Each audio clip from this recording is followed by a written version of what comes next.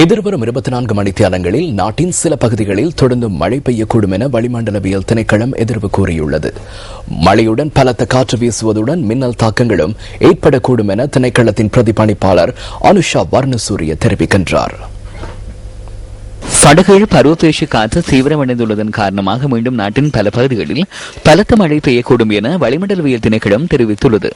இதனால் தொடர்ந்தும் வடக்கு, கிழக்கு, வடமத்திய ஊவா மாகாணங்களிலும் ஹம்பாந்தோட்டை மாவட்டத்திலும் மலையகத்தின் கிழக்கு பகுதிகளிலும் மழை பெய்யக்கூடும் என வளிமண்டலவியல் திணைக்களம் குறிப்பிடுகிறது. குறுகிய காலத்திற்குள் காற்று வீசலாம். சூறாவளியாக மாறுவதற்கான சந்தர்ப்பங்கள் காணப்படுகின்றன. மின்னல் தாக்கங்களிலிருந்து பாதுகாத்துக் கொள்வதற்கான உரிய நடவடிக்கைகளை மேற்கொள்ள வேண்டும். கடற்கரையோரங்களில் தென்மேற்கு திசையில் காற்று வீசக்கூடும். புத்தளத்தில் இருந்து ஹம்பாந்தோட்டை வரை மழையுடன் காற்று வீசக்கூடும்.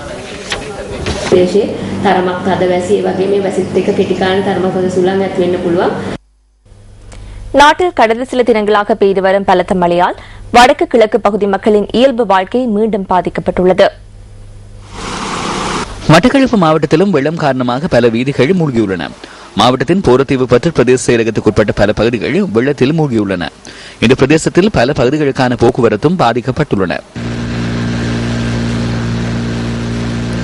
இதேவேளை மழை வெள்ளத்தினால் மட்டக்களப்பு கிரான் புலிப்பாய்ந்த கல் வீதியுடான போக்குவரத்து பாதிக்கப்பட்டது.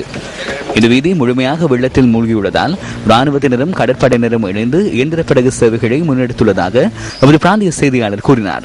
கிரான் புலிப்பாய்ந்த கல் வீதியுடான தரைவழி போக்குவரத்து முழுமையாக தடைப்பட்டதை அடுத்து இந்த படகு சேவை ஆரம்பிக்கப்பட்டுள்ளது. அம்பாறை மாவட்டத்தில் தொடர்ச்சியாக பெய்து வரும் மழையினால் பல பகுதிகளில் உள்ள மக்கள் பாதிக்கப்பட்டுள்ளனர். அம்பாறை மாவட்டத்தில் ஆலையடி வேம்பு, திருக்கோவில், தம்புவில், காரைத்தீவு, நிந்தவூர் ஆகிய பகுதிகள் வெள்ளத்தில் மூழ்கியுள்ளன. திருகோணமலை மாவட்டத்தில் தொடர்ச்சியாக பெய்து வரும் பலத்த மழை காரணமாக தாழ்நிலங்கள் வெள்ளத்தில் மூழ்கியுள்ளன. மூதூர், தோப்பூர், முள்ளிப்பொத்தான, வட்டமடு உள்ளிட்ட பல பகுதிகள் வெள்ளத்தினால் பாதிக்கப்பட்டுள்ளன. கிண்ணியா பிரதேசத்தில் வீதிகள் வெள்ளத்தில் மூழ்கியுள்ளதால் போக்குவரத்து பாதிக்கப்பட்டுள்ளது. சீரற்ற வானிலை காரணமாக பெய்து வந்த அடைமழை காரணமாக வெள்ளத்தில் மூழ்கியுள்ள தமது விவசாய நிலங்களை பாதுகாப்பதற்கு விவசாயிகள் கடும் பிரயத்தனம் மேற்கொண்டு வருகின்றார்கள். அவ்வாறு ஓரளவுக்கு பாதுகாத்து வந்த வயல் காணிகள் மீண்டும் பாதிக்கப்படும் அபாயம் நிலவுவதாக அவர்கள் குறிப்பிடுகின்றனர். சில நாட்களாக பெய்து வரும் அடைமழை காரணமாக பல விவசாய நிலங்கள் வெள்ளத்தில் மூழ்கியுள்ளன. மட்டக்களப்பு மாவட்டத்தில் அறுவடைக்கு தயாரான நிலையில் இருந்த பெருமளவிலான விவசாய நிலங்கள் இந்த இவ்வாறு காட்சியளிக்கிறது. பெரும்பாலான விவசாய நிலங்கள் வெள்ளத்தில் மூழ்கியுள்ளன. வெள்ளத்தில் அடித்து செல்லப்பட்ட தமது அறுவடைகளை முடியுமான வரையில் கரையேற்றுவதற்கு விவசாயிகள் மேற்கொள்ளும் முயற்சிகளையும் அவர்களது வேதனைகளையும் நமது கேமராக்கள் பதிவு செய்தனர்.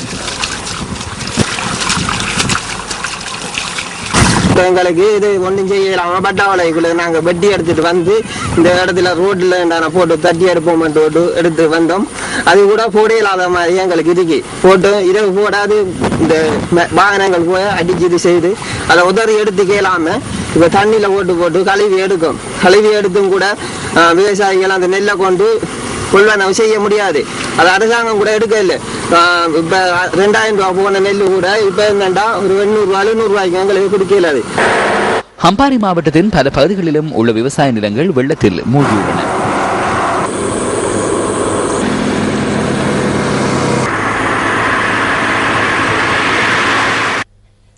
இலங்கை செய்தித்துறையில் புரட்சிகரமான மாற்றங்களை அறிமுகப்படுத்தி வரும் நியூஸ் ஃபர்ஸ்ட் மீண்டும் ஒரு தடவை மக்களுக்காக புதிய எண்ணக்கரு ஒன்றை உருவாக்கியுள்ளது. இதற்கமைய இலங்கையில் முதல் தடவையாக மக்களே செய்தி வழங்கும் முறையை நியூஸ் ஃபர்ஸ்ட் அறிமுகப்படுத்தியுள்ளது. நியூஸ் ஃபர்ஸ்ட் யூ ரிப்போர்ட் என இந்த புதிய எண்ணக்கரு பெயரிடப்பட்டுள்ளது. நியூஸ் ஃபர்ஸ்ட் அறிமுகப்படுத்திய நியூஸ் ஃபர்ஸ்ட் யூ ரிப்போர்ட் ஊடாக மக்கள் உள்நாட்டிலும் வெளிநாட்டிலும் தாம் காண்பது எமது இலத்திரனியல் ஊடகங்கள் ஊடாகவும் news1st.lk என்ற இணையதளத்தின் ஊடாகவும் தெரிவிப்பதற்கு வாய்ப்பு கிட்டியுள்ளது. நீங்களும் தற்போது நியூஸ் ஃபர்ஸ்டின் யூ ரிப்போர்ட்டராக உங்களை பதிவு செய்து கொள்ளலாம். இதற்காக REG இடைவெளி யூ ரிப்போர்ட் என டைப் செய்து 7788க்கு SMS அனுப்புங்கள் அல்லது 0114896896 என்ற தொலைபேசி இலக்கத்திற்கு தொடர்பினை ஏற்படுத்தி நீங்கள் பதிவு செய்து கொள்ளலாம். இல்லாவிடின் news1st.lk என்ற இணையதளத்திற்குள் பிரவேசித்து உங்களை பதிவு செய்து கொள்வதற்கான சந்தர்ப்பமும் வழங்கப்பட்டுள்ளது. U-Report is a platform to every individual across நாட்டின் சகல பாகங்களிலும் உள்ளவர்களும் தாம் ஒளிப்பதிவு செய்கின்ற செய்தி பெறுமதியுடைய காட்சிகளையும் நிழல் படங்களையும் U-Report என்ற கட்டமைப்பின் ஊடாக எமக்கு அனுப்ப முடியும். நீங்கள் இதனை இலகுவாக செய்ய முடியும். உங்களை U-Reportராக பதிவு செய்து கொள்ளுங்கள். நியூஸ் ஃபர்ஸ்ட் யூடியூப் அலைவரிசையை அண்மையில் 10 மில்லியன் நேயர்கள் பார்வையிட்டிருக்கின்றார்கள். இலங்கையின் செய்தி அலைவரிசை ஒன்றுக்கு கிடைத்த மிகப்பெரிய அங்கீகாரம் இதுவாகும். நியூஸ் ஃபர்ஸ்ட் யூடியூப் அலைவரிசை இலங்கையில் முதற்தர செய்தி இணையதளமான newsfirst.lk உடன் தொடர்புடையதாக இயங்குகிறது.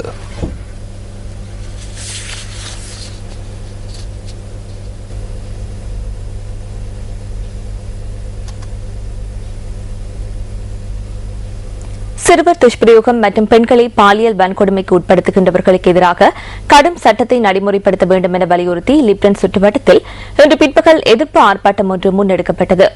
மகளிர் அமைப்புகள் சில ஒன்றிணைந்து இந்த எதிர்ப்பு ஆர்ப்பாட்டத்தை ஏற்பாடு செய்திருந்தன.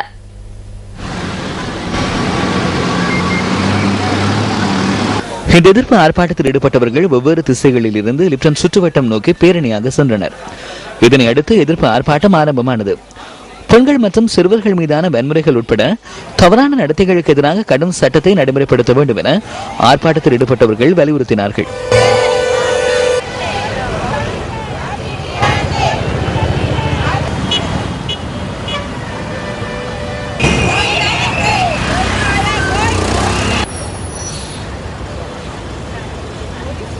$1 billion ரைசிங் என இந்த எதிர்ப்பு ஆர்ப்பாட்டம் பெயரிடப்பட்டிருந்தது.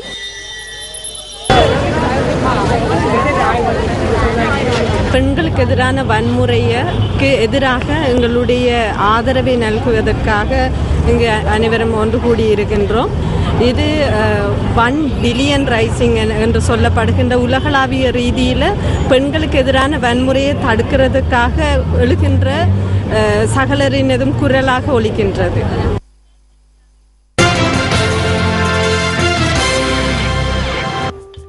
புத்தளம் மாவட்டம் திங்கு உற்பத்தியிலும் கடற்றொழிலிலும் சிறந்து விளங்கும் ஒரு மாவட்டம். இங்குள்ள ஆண்கள் கடற்றொழிலில் ஈடுபடுகின்ற போதும் பெண்கள் வருமானத்தை ஈட்டுவதற்கான வாய்ப்பு குறைவாகவே காணப்படுகிறது. இதனை கருத்தில் கொண்டு கடற்றொழில் அமைச்சு மீனவ குடும்பங்களின் வாழ்க்கை தரத்தை உயர்த்தும் நோக்கில் தேங்காய் எண்ணெய் உற்பத்தி நிலையம் ஒன்றை அமைத்துக் கொடுத்துள்ளது. முந்தல் பிரதேச செயலகத்துக்குட்பட்ட சின்னப்பாடு கிராமத்தில் அமைக்கப்பட்டுள்ள இந்த தேங்காய் எண்ணெய் உற்பத்தி நிலையத்தில் மீனவ குடும்பங்களைச் சேர்ந்த பெண்கள் பணிபுரிகின்றார்கள். வாழ்க்கை செலவு நாளுக்கு நாள் அதிகரித்து வரும் நிலையில் கடற்றொழில் மூலம் பெறப்படும் வருமானத்தை மட்டும் நம்பி வாழாமல் பெண்களும் தங்களுடைய குடும்பத்திற்காக வருமானத்தை ஈட்டிக் கொள்வது வரவேற்கத்தக்கதே.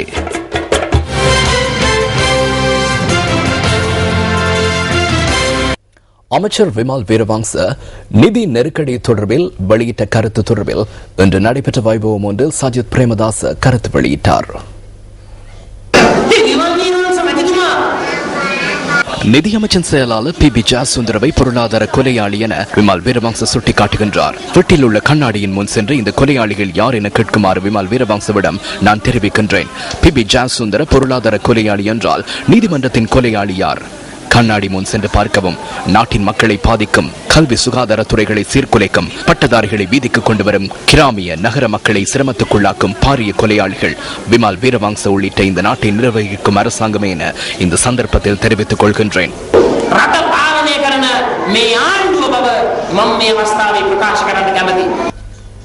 தங்காலை கதுருப்பொக்குன பிரதேசத்தில் 151 பிள்ளைகளுக்கு சிறுவர் சேமிப்பு புத்தகங்களை பகிர்ந்தளிக்கும் நிகழ்வு பாராளுமன்ற உறுப்பினர் சஜித் பிரேமதாச தலைமையில் நடைபெற்றது.